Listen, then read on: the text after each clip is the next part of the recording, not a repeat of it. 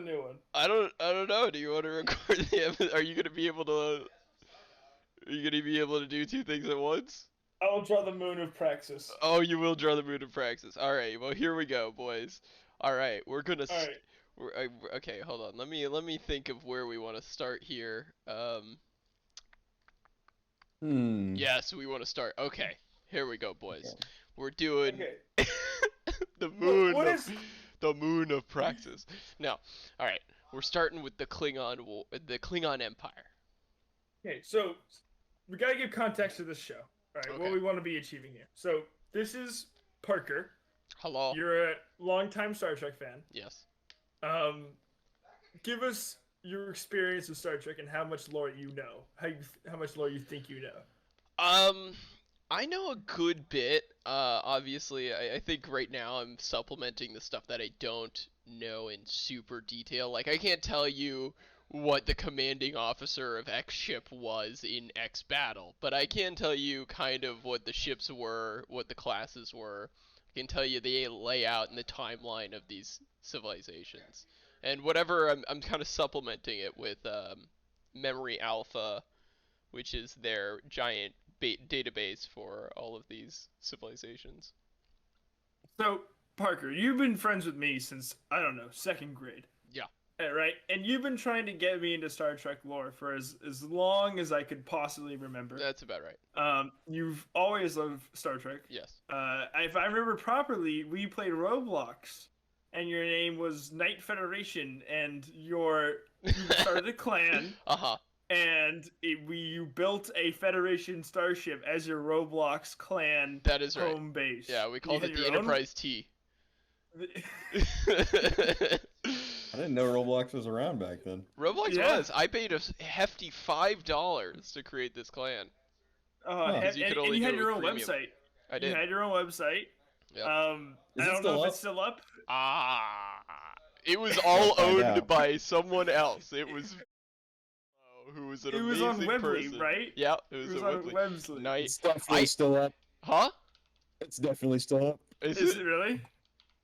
Dude, I can still find items.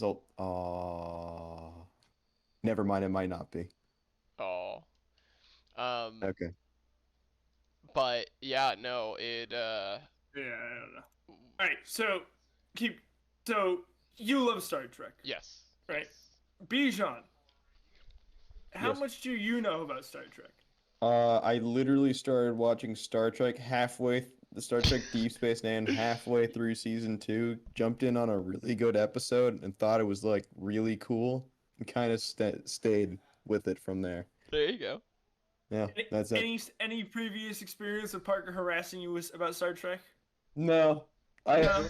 I like the way I met Parker was in algebra 2 class. I wrote NND on Oh, a that's fucking whiteboard. right.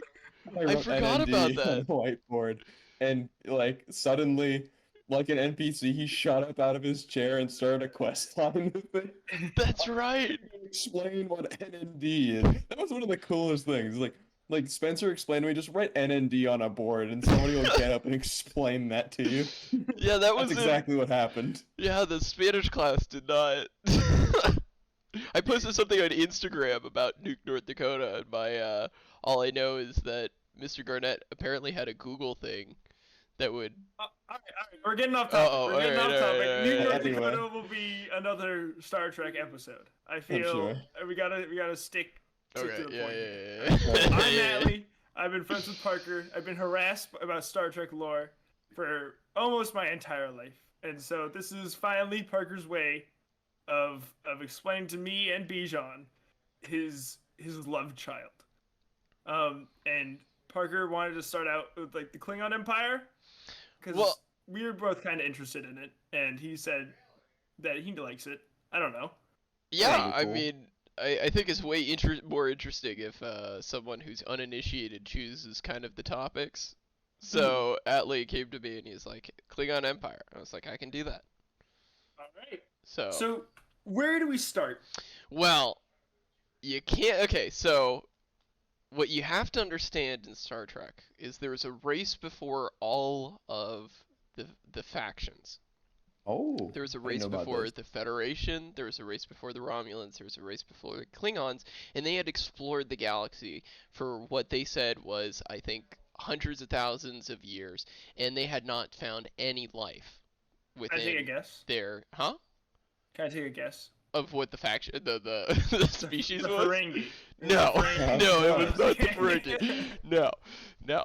It does sound like Endless Space though, where like the Endless were the original race. Anyway. Right. They had not found anything, and so this species, right, decided that because the universe, to what they could see, was devoid, at least the galaxy, to what they could see, was devoid of life, they decided to, before their entire civilization died out, spread DNA, segments of their DNA, across planets to try and spur on more life.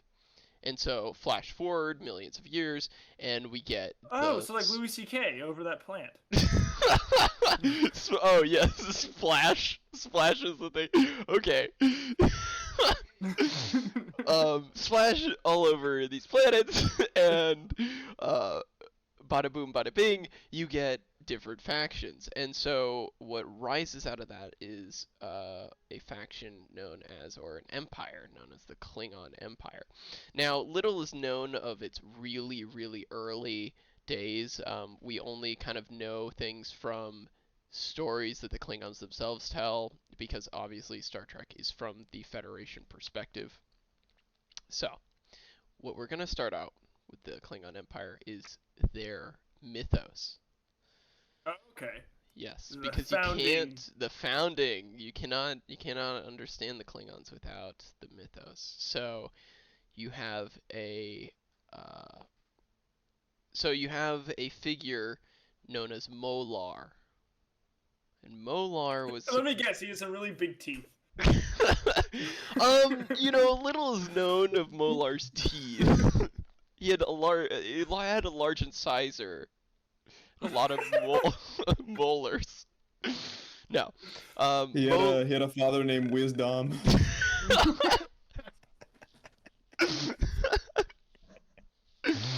Oh no. Molar was this tyrannical ruler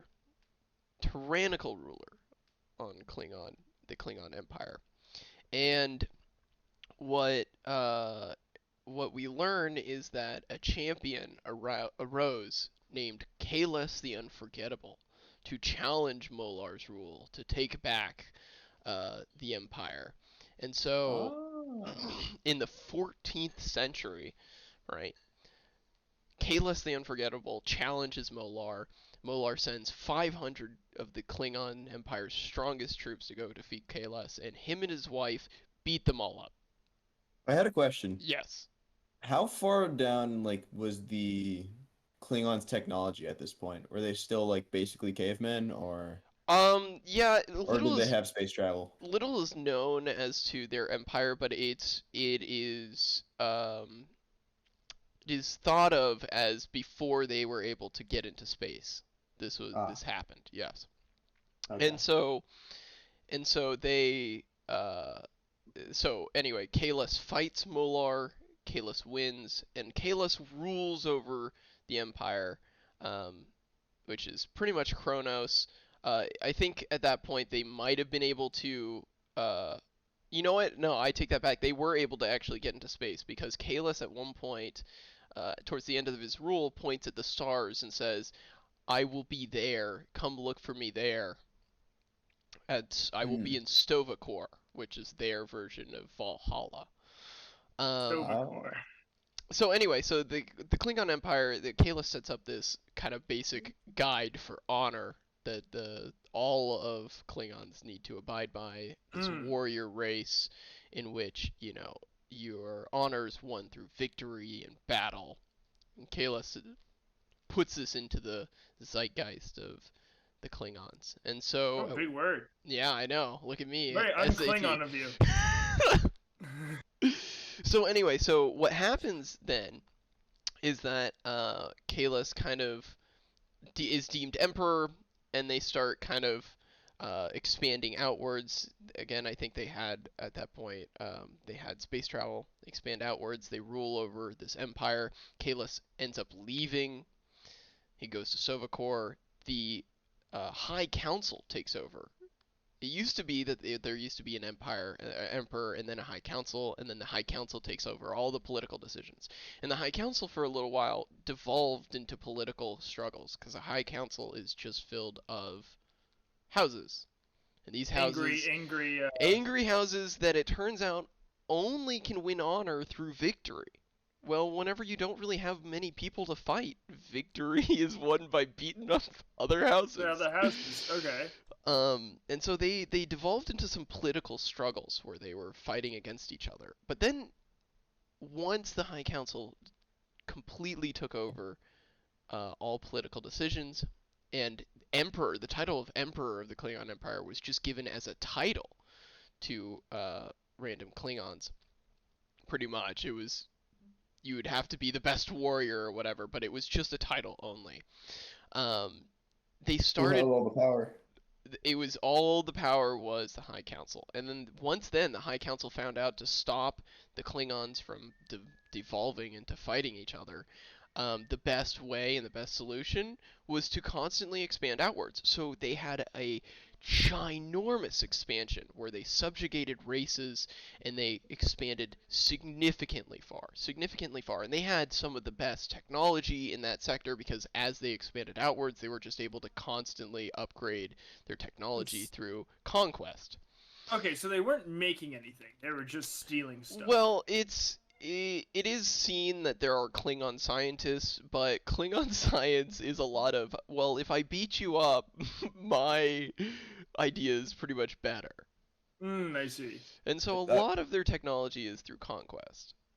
I'd imagine, it makes me wonder, like, or pull in the question, how they, got the ability to go and just have space travel in the first place, you know? Yes, well, it's... Like probably some poor fool flew into their system and they shot him down. That's exactly what I was thinking. Yeah.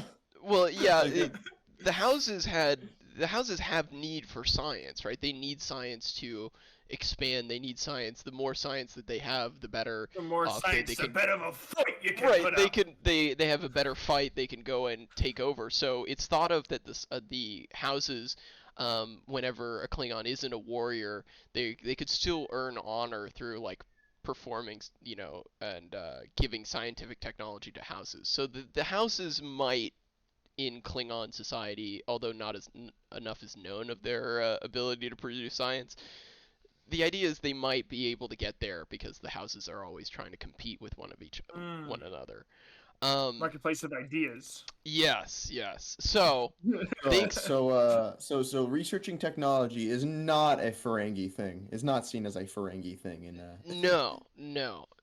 going on. Finances and taking over land through financial means. And that espionage. That is. This is my Klingon. Do you guys like my Klingon? I love your Klingon. Yeah, Praxis, son of Moog. Praxis, son of Moog. So, Klingon Empire becomes this large thing, and then an alien from the Gamma Quadrant. Nobody knows how they got there, although it's presumed that it's through the wormhole that we see in DS9, come in and destroy the Empire. In terms of, they go in, they raid these planets, they take special items that the Klingons have not been able, or had not been able to find, much like the Batleth of Kahless, which was such a honorable item.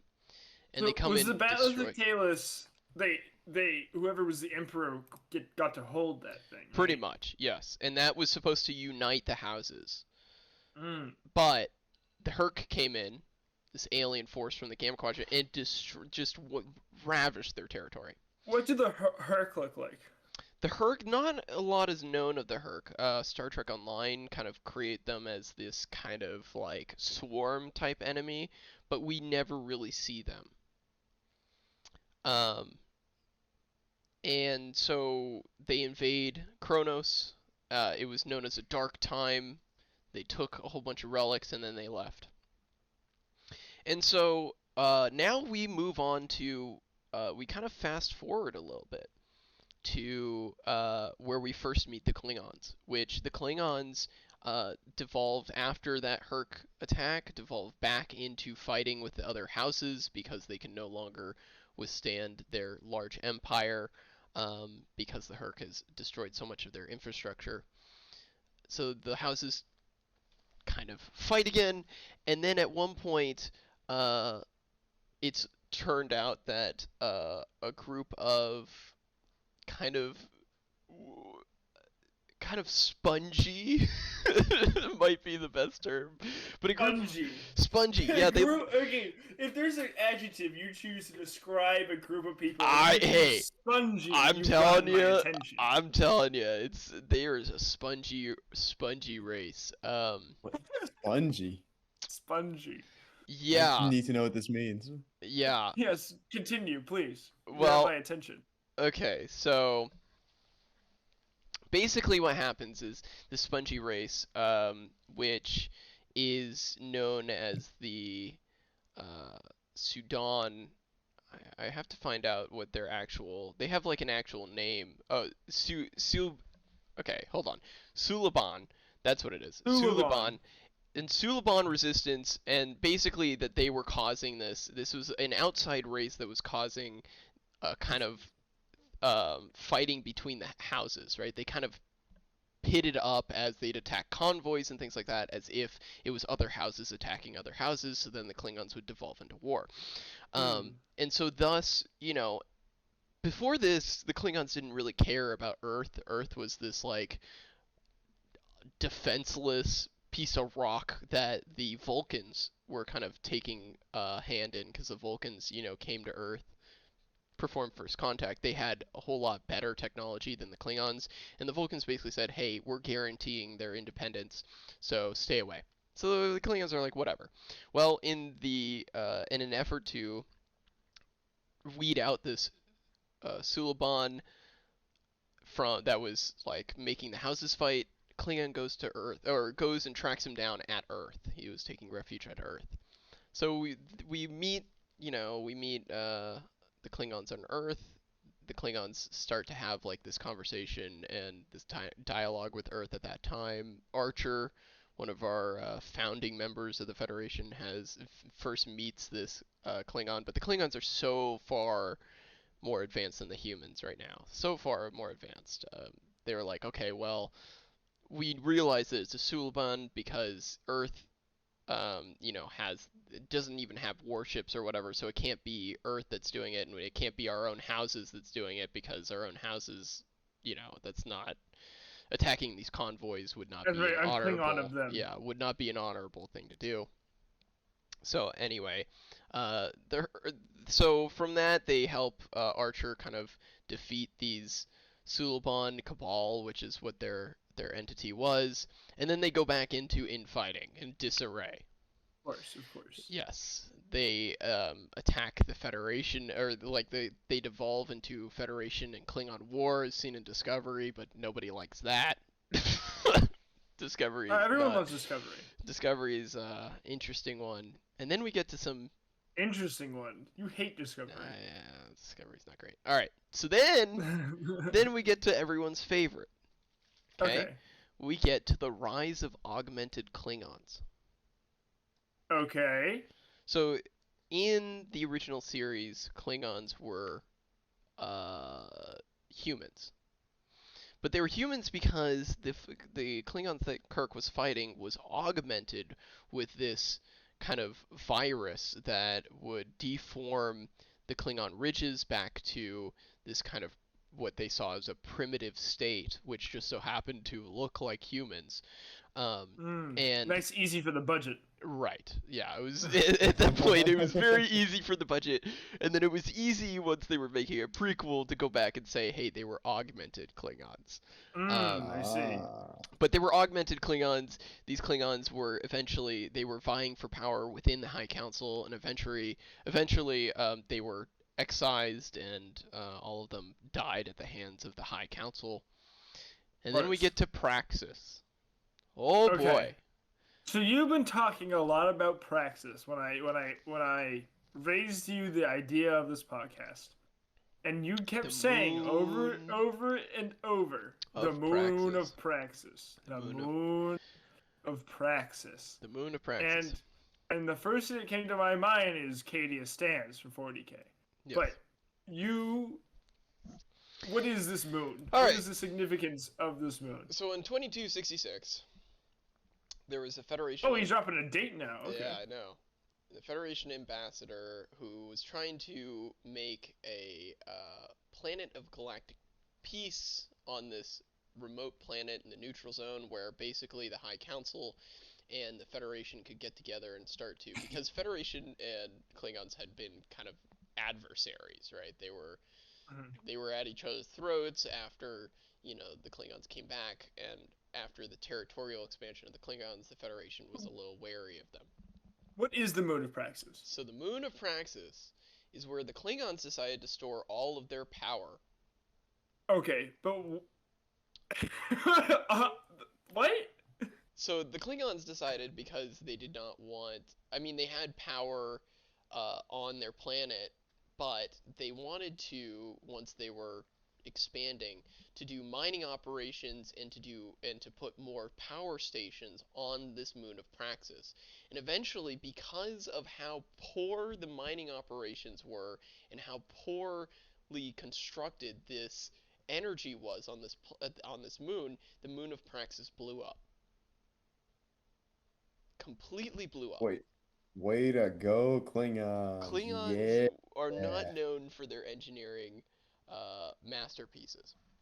So the moon of Praxis blows up, and this devastates the Klingon Empire. Significantly, they could no longer provide power to build ships. They could no longer, build their infamous D7 battle cruisers. And so this completely just destroys this empire that they once held as great, and this pushes them to try to seek out peace with the Federation for assistance. Okay. So, let's see so they were afraid the Romulans were going to come in and try and, take them over because try now and they have take them nowhere over. energy. And so they create the D7 battlecruiser, and they were only able to pump out a couple of them, which is, by the way, the one ship that kind of survives in all series, because what we'll find out is they're not very good at creating more ships. Warships. Well, they're good at creating warships, it's just they don't create many. So You keep using the old ones. they keep using the old ones, right? And The they keep ones working. keep surviving because Yes. they're well built. So the Romulan Empire, I'm kidding. they took the cloaking device, and they had put it in their incorporated it into their ships, so that way they were unable to. Sneaky. Yeah, they were sneaky. They were unable to be seen by Federation vessels at that time. But the Moon of Praxis really pushed into the Empire into signing the Khitomer Accords. The Khitomer Accords were this accord that basically said that they would be in a non-aggression pact with the Federation. But there was still a Cold War going on, right? There was still a Cold War. There was, these two empires were very kind of contentious with each other, and it was the Federation established. And the Klingons, or the Romulans? No, and well, the Klingons? Both of them. The Romulans and the Klingons and the Federations and the Klingons were it's in a Cold War with kind of three proponents here. There was an established neutral zone where no ships could pass, so that way each empire would have a border with the other one. I see. So we have that, and then so the neutral zone. Let's see, what else do I want to say about that? Do I have anything I think we just else? move on. We don't need to get every single detail. Yeah, no, I'm not. That's fine. Okay, so then we get to basically the Klingons went into a kind of a civil war after that. It was a fighting between whether they wanted to go back to the old ways of underneath the Emperor, or go back to kind of the kind of the High New Council Feder- race. Yeah. Okay. Yes, yes. So then they kind of cut off communications for a while, and um, they do not really talk to the Federation for a while. They just have this non-aggression pact, and they are actually kind of hostile towards the Federation. They just won't sign anything. And then at one point, Romulans attack one of their space stations on the border. The Romulans send an entire battle fleet to come invade one of their systems because they're trying to get their systems. And at one point, the Enterprise the Enterprise C gets a distress call from this Klingon outpost, and they go in and they help to try and save this outpost, to save the people on the outpost, allow the Klingons on the outpost to escape, and they take on an entire Romulan battle group. The Enterprise C is lost. Mhm. Everyone on the Enterprise C dies. But the Klingons were so amazed by the Federation's sacrifice, by the Enterprise C's honor, that they restart communications with the Federation. I think actually at this time is when I think this is when they set in motion the Khitomer Accords. I think beforehand they had started to negotiate the Khitomer Accords. I think this is when they actually signed it. And guess who was the moderator of this? Who was the Force. ambassador? No, Kirk. Curzon Dax, the legendary ambassador, Oh. helps So to. yeah, this Curzon Dax was that ambassador you drink all the time. Yes, the most Yeah, that's all I legendary know about it, is they Klingon drink all the time. Federation Klingon ambassador. Yep. Oh. Around 2268, the Klingons create the Bird of Prey, which is one of their most famous ships. Bird of Prey. Yeah, the Let Bird me of look Prey. up what that looks Like like. a pigeon, right? They're famous ships. Bird. So yeah, so that happens, and then so I do want to. So okay, so that happens. We get into more of the Klingon Civil War, which was fought against the powerful House of Duras, and Gowron. Now Gowron was set in place to be the emperor of the Klingon Empire by Jean-Luc Picard after, or not the emperor, but the leader of the High Council. After Jean-Luc Picard had to negotiate that because of the killing of And the Civil War that was previous- going. So Jean-Luc Picard, he basically stopped the Civil War, right? Well, he pushed it off for a little bit because someone had murdered the Chancellor. Chancellor Kempek had died. And so anyway, huh? What made Gowron special? Right. So here's There's what a reason you become emperor, right? you become great chancellor. Yes. So here's what happens. Is so Kempek dies, and it's thought of to be a murder in 2367. It's thought of to be a murder. And the Klingon Empire again had been kind of like fighting amongst each other, still haven't been able to really get their empire back. But after seeing the Enterprise C, and they start to make ties with the Federation, they start to regain their empire stability. And then Kempek is killed. And Kempek is killed, and his death is dishonorable murder. And because they couldn't trust the other houses because they didn't know who did it, they couldn't trust the other houses. They called it for an outside negotiator. And because of the Enterprise C, once again, and because of their newfound trust for the Federation, they call upon their flagship Enterprise to come represent the Klingon Empire to help determine who was going to be a better leader. And in Klingon society, they basically say whoever's won the most battles, whoever's the most honorable. It's a 3-day occasion where you have to kind of fight and kind of basically argue. Yes. fighting in this Well, society. it's not. Yeah, you have to argue for yourself. You have to say, okay, well, here's how many battles I've won. Here's how many of this I've won. It's a lot of like honor. Here's my honorable status, and so Do we know how many battles Gowron has won? there he does say a list, but I think they don't give the full list in that episode. Mm. So how old can Klingons live to be? Klingons can live to be pretty old. I don't think that they ever say a I mean, they specific look like age range. crabs. You Huh? know, they could just live forever. They could just live. Yeah, they live to be pretty old, but everybody does in this universe because This is true. You've got so much medical technology. So anyway, so Jean-Luc Picard chooses the next one. It was between House of Duras and Gowron, and he chooses Gowron. Gowron doesn't have a house. Gowron does. The house of Gowron. Oh, okay. Yeah. That makes sense then. Yeah.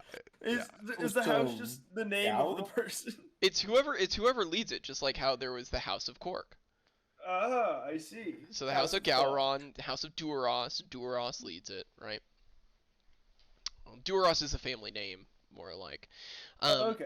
So it turns out that right. So the Duras' son dies because it turns out Duras' son was behind the attack. Okay, so they find out, and so Gowron gets put in.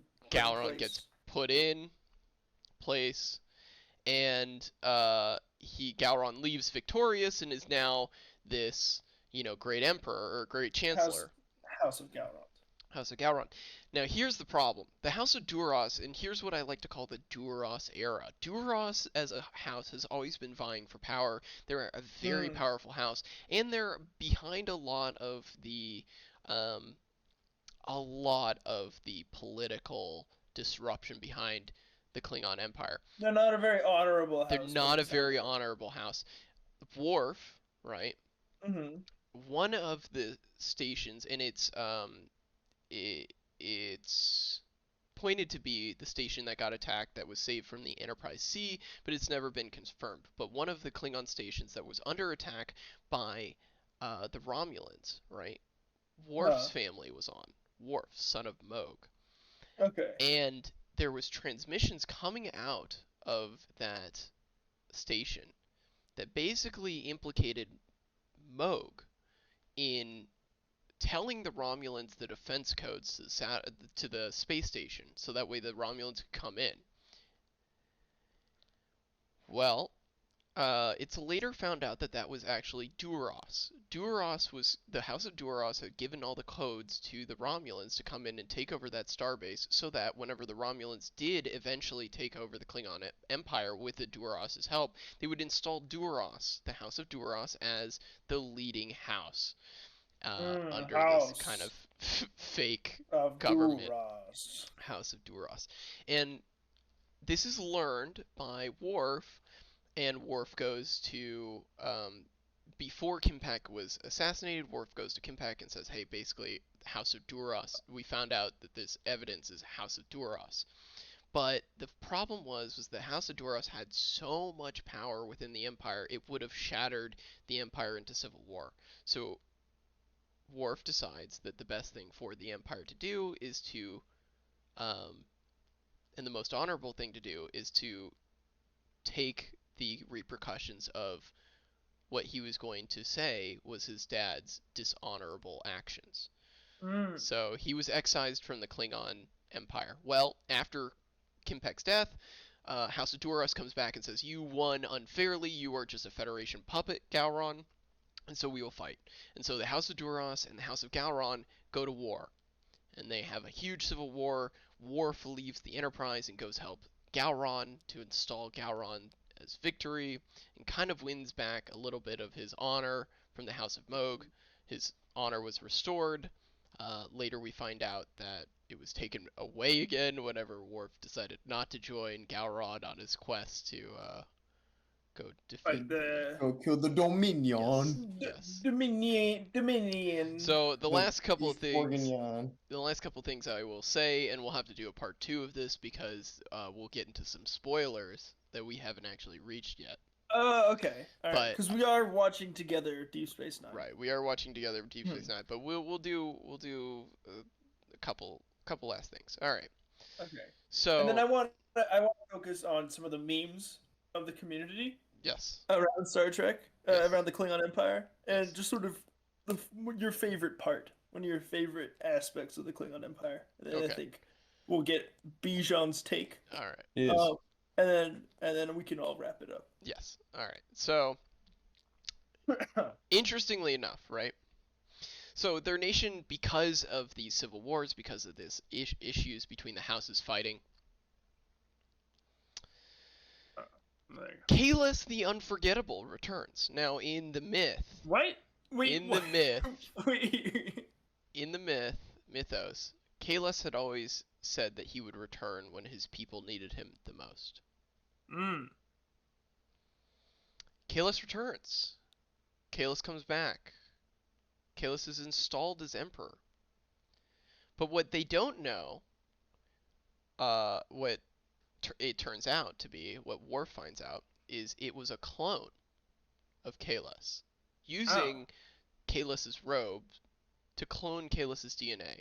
And it was brought by the clerics of this monastery. They had cloned Kahless, and the whole point was to bring back stability and stuff to the Empire. This clone of Kahless was going to take control, and Worf finds out the clerics kind of are behind this. Are they mind controlling this clone, or is it like a genuinely like them trying to No, bring? they're not mind controlling him, but they are his most quote unquote trusted advisors. So the clerics are like putting ideas into this new Kahless's head. And Worf finds out because he starts challenging this Kahless on memories that the real Kahless should have, but the clone Kahless does not. So, but eventually, Where were you in the night on the 32nd? right, eventually, Worf agrees. Worf agrees that Kahless could probably bring back stability to the Empire. And so this clone of Kahless is put into power as Emperor of the Klingon Die Empire. instantly. No. He's Oh. put into Emperor, but Gowron makes a deal with him after Worf argues with Gowron that this might be the best thing for him. That Gowron would keep all political power, and Kahless would be, again, Emperor in name only. To basically be a figurehead to say to the entire empire, who people didn't know was a clone, we have Kahless on our side. And you wouldn't dare stand against Caleb, because the whole society, from what it seems like, is based around honor and sort of who has the best story to tell. Yeah. Kahless has the story. Exactly. He's the legend. He's The great king, you could say. he is the first king. He's like King Arthur, kind of. Like if King Arthur showed up in England, you know, I don't know. I don't know if they talk about him as. I take it back. You know what? Maybe not. But you got this huge guy who's from fiction, like historical fiction that these people love. You know, and they tell stories about They bring the Queen of England back. She's never gonna go away. She's an eternal She figure. never existed. She existed and didn't exist at the same time. Yeah. But their society is so steeped in myth and mythos of their own people that it's a huge deal when their founder, I guess, comes back. Yes, it's a huge deal. So, anyway, he's installed as emperor. The fall of House of Duras, right? Duras fell to Gowron's forces, and so Duras is the House of Duras is significantly less powerful. Duras' sisters take over. We see Duras' sisters in Deep Space Nine make entrance occasionally. We also see them in the movies. The House of Duras is always trying to restore their previous place, and then we kind of was those two Klingon women. Yes. Who were okay. Yes, that is the House of Duras. They have been disgraced pretty much their house has fallen, so they're always looking for a new opportunity. And much like the original progenitor of the House of Duras, the sisters are always looking to, you know, create another battle. Work with a Ferengi. Work with anybody to get their house back. Mm. And then, you know, we got into the Klingon-Cardassian War, which is kind of where Sure. we are right now. So Mhm. we'll pause it right there. We'll pause it right And there. we'll- We'll do we'll a part go to- two we'll to do the a part Klingon two. lore, I guess. So what are some of your favorite memes of of the Star Trek Klingon community? Well, the Star Trek Klingon community, I will have to say, is it's pretty funny because it's always, once again, we've kind of talked about it, but it's always about honor. It's always about honor, and the best memes are always about Gowron, because Gowron's got this huge. If you listen to one of the actors' interviews, they said, well, he was doing Gowron whenever he first started acting as Gowron. He was doing Gowron normally, and they said, well, you have crazy eyes, and we'd like to see more of your crazy eyes. So Gowron has these large eyes that just shine down upon everybody. Yeah, there he is. There's our boy Gowron. So, all the memes about the Klingon Empire revolve around Gowron, and it's always funny to see that. And it's basically no glory to your house today, or something like that. So that's yeah, that's He's you. always cracked. There's a full Klingon language, isn't there? Yes. Yes. You can learn it on Duolingo. Did you know that? You can No. learn Klingon on Duolingo. That's I've insane. seen people getting married It's a real thing. to Klingon. I have Klingon on my Duolingo. I don't use Duolingo, but it's there. It's- If you wow. scroll all the way to the bottom, Klingonese is on there. That's hilarious. I Yeah. swear, it's amazing. Yeah, well, there was a great interview with the person who was creating the movie Star Trek. I think it was Star Trek 3. These people got married to Klingon. Like they got married and their entire wedding was in Klingon. Look at that. That's That's awesome. insane. That's Yeah. so cool. I think it's either Star Trek 3 or 4 in the movie where they first create the Klingon language, and the guy who was behind it was like, well, I have to create a real language now, and he started like actually putting together grammar and stuff like that. So it is a fully fleshed out language. Yeah. That is very Impressive. funny. That is very funny. There's a lot of effort put into that. Yeah, so the memes are always about Gowron, or they're about Worf losing all of his status within the Klingon Empire, because he always goes from, you know, he took the vow of exile, whatever, the High Council turned his back thinking that his family was the one that ratted him out to the Romulans, when really it was Duras.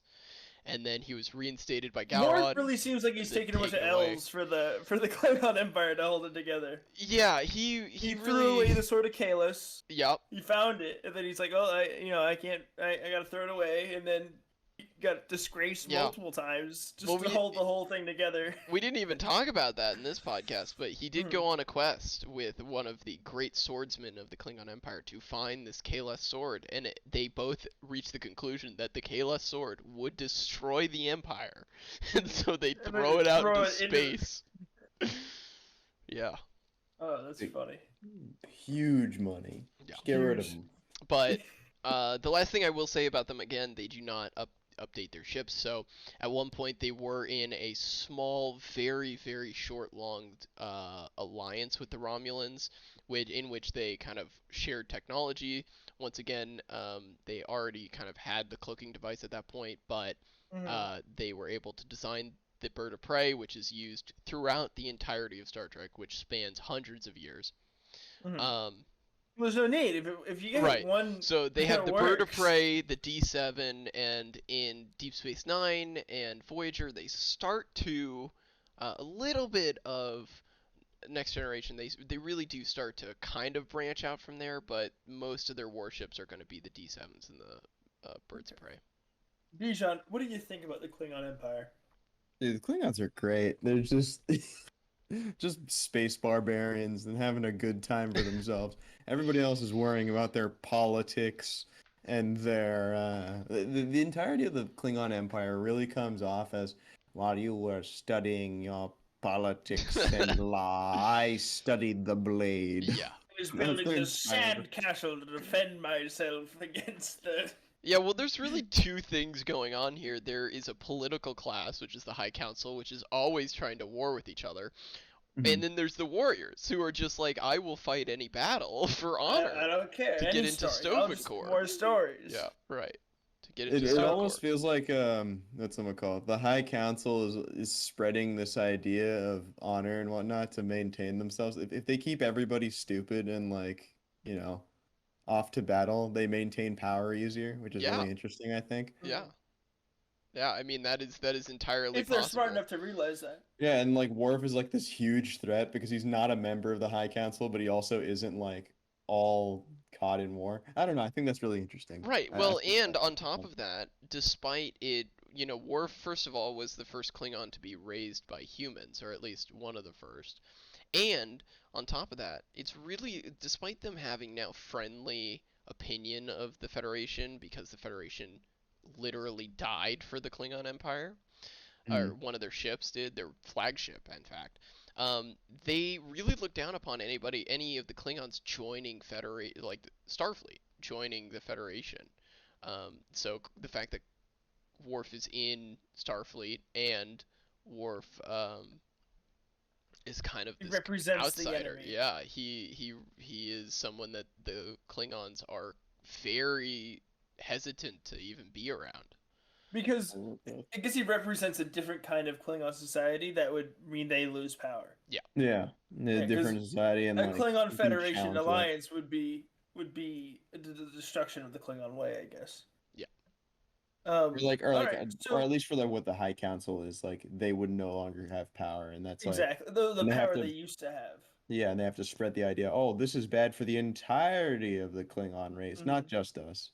And I Yeah. guess you could argue that their oppression through constant fighting wouldn't be able to be maintained because of Starfleet Mm-hmm. and that sort of doctrine of non-violence unless ultimately necessary.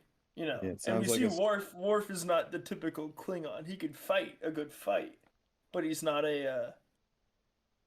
He's he's not- he's orderly. He's a lot. Yeah, exactly. He Yeah. can hold his temper. So Parker, I want to end this podcast Mhm. with you saying something for me. All right. I want Okay. you to do your best Klingon impression, Uh and I want you to give me "It's a Good Day to Die." oh. Before we end it, I want to have him say something too. But Oh, you do okay. your thing Oh, first. yeah. All right. Come on, Lord Slut. Okay, well, Sing for me. for those of you who do not know, I think most of you, whoever is watching this, is going to know, but their famous saying is, "It's a good day to die." And you So- scream it before every battle. This is one of the few things I know about the Klingon Empire, and so I want our lore friend here to do his best impression. It's a good day to die. That was substantial. What do you Okay. think? What do you think, Bijan? Would you like Yeah, to go I think it was good. I think he needs to do one more thing with Oh, all right. Oh, okay. that. Yeah, I think. Okay, in your best Klingon impression, I Uh-huh. need you to say Arnold Schwarzenegger's famous catchphrase from the movie Last Action Hero. Uh-huh. Rubber baby buggy bunker. Oh fuck. Rubber baby buggy bumpers. Rubber baby bumpers? Rubber baby In buggy chat, bumpers. type it in chat. Rubber baby buggy bumpers. And say it as a Klingon would. Okay, here we go. Rubber baby buggy bumpers. That was pathetic. That but was you know, really I don't pathetic. think you You know- can do better. You know, I don't you think better, you can do better. No. You know how you can do it better? You know how Gyron says House of Quark with like a House question of mark? Quark. That's how you can do it. Oh, That's House how you of can do it. Quark. Yeah, you gotta do that. Try that. Rubber baby buggy bumpers? No, it doesn't work. It doesn't work. No, no, You're no. not doing the tone. No. It's all right. You're no voice actor. No, We get not it. at all. All right. I think that's good. Yep. Would you guys think? You edit Yeah. it? Yep. All right.